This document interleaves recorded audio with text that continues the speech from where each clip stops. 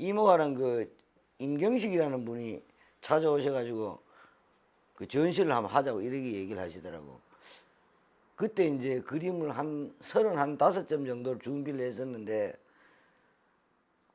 그때나 지금이나 뭐 저는 지금도 제 그림 미친놈 그림 같습니다. 지금 그림이 좋은구나 안 봐는데 뭐, 근데 그림이 그때 그 대구 화단에서 그림을 봤을 때 상당히 특이하게 봤던 모양이에요. 그 좀 그림이 거칠고 굵고 이러니까 요즘도 뭐 대구 쪽이 그 극사실이나 이런 쪽이 좀 저거 성하지만은 그때도 좀 그랬거든요. 근데 그때 그림이 엄청 팔렸습니다. 첫 전시에.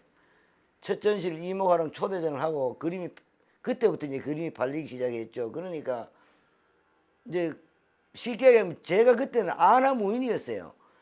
뭐 20대 그림이 막 화랑에 걸리고 팔리니까 소위 그 젊은 작가들 그림이 화랑에 판다는 게 있을 수도 없었거든요. 그때 그랬던 게 저한테는 약도 되고 독도 되었던 것 같습니다. 그런 것들이. 그런데 그 뒤로 참 뭐 수없는 전시를 많이 해왔지만은 그게 사람이 뻔뻔스러워진다고 첫 전시 할 때는 가슴 설렘도 있고 두려움도 있고 이랬는데, 이게 자꾸 전시가 계속 될수록 이제는 만성이 돼 가지고 뭐 전시하는 모양이다 이러고 그냥 전시하고 이랬는데, 그때 첫 전시 했을 때 그때를 돌이켜 보면은 상당히 제 스스로가 좀 자랑스러웠죠. 그때는 인물이 제 나름대로는 살아 움직이는 생명이 있는 게 참 그리기가 참 까다롭다 싶어서 거기에 매달렸던 게 인물을 그렇게 많이 하게 되었습니다. 저는 어렸을 때 여기 일찍 떠나가지고 몰랐지만은 그래 구석구석 여기저기 다니면서 보니까 정말 정말 보석 같은 데다 싶어가, 그래서 그때 이제 주변을 둘러보니까 이런 보석들을 그림으로 한번 남겨보자 싶은 그런 생각이 들어서 뭐 하회탈 표정전이나 여기 저 봉경사의 사계전이나 뭐 기타 등등 대개 오솔길전이나 이런 것들을 저 나름대로 그런 뜻에서 조금 작업을 했습니다. 굵고 강한 이런 걸 늘 좋아했죠. 동경하고 지금 역시도 마찬가지지만. 근데 그게 뭐 제가 이 신체적으로 적어서 그런지 어쩐지는 모르겠지만은 그렇습니다. 지금 형태가 눈에 들어오기보다 색이 먼저 들어오는 거거든요. 그래서 저는 참 색에 둔감하다고 생각합니다. 색의 형태는 어떻게 조금 뭐 형태를 어떻게 해볼 수는 있는데 색은 정말 어려운 것 같아요. 그래서 지금까지도 고민입니다. 그게 보시는 분들이 뭐 참 특이하다라고 얘기를 하시는데 저는 제 자신은 전혀 그렇게 생각 안 합니다. 제가 아주 평범하고 평범 이하의 색깔을 쓰고 있죠.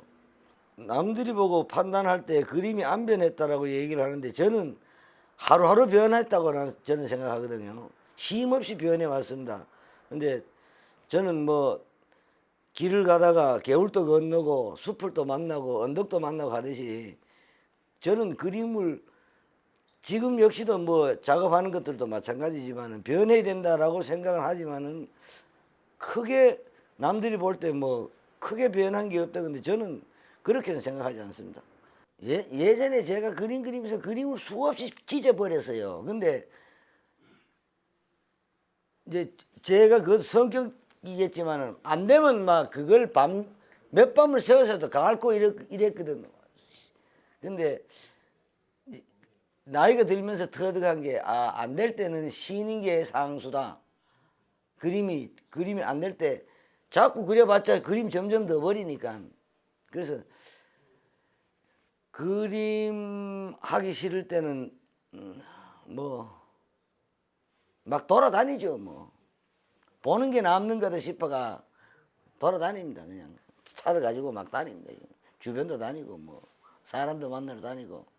근데 그게 정말 옛날하고 달라졌다 그러면 뭐 그런 게 연륜이 쌓여 그런지 어쩐지는 모르지만 그런 게 좀 달라진 것 같아요.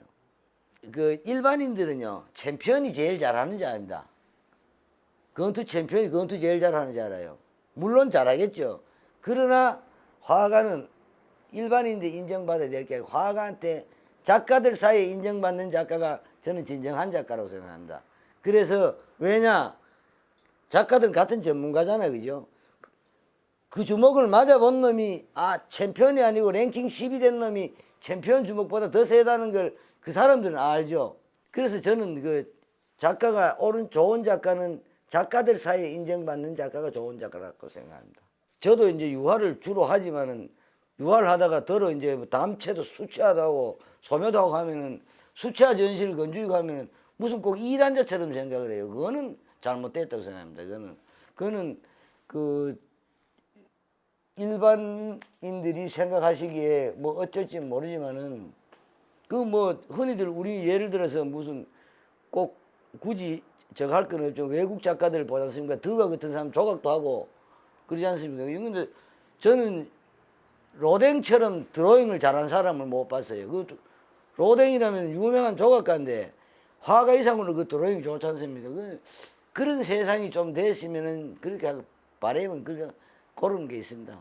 그림이 참 편해서 좋습니다. 이런 소리 들을 때가 제일 행복해요.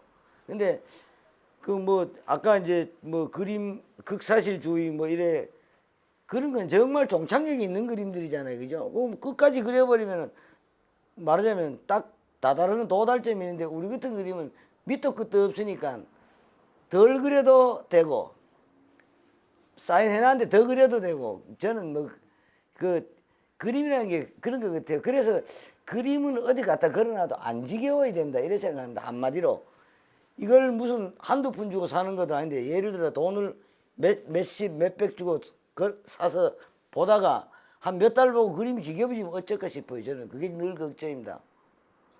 그게 걱정이에요. 근데 그림은 편해야 되거든요.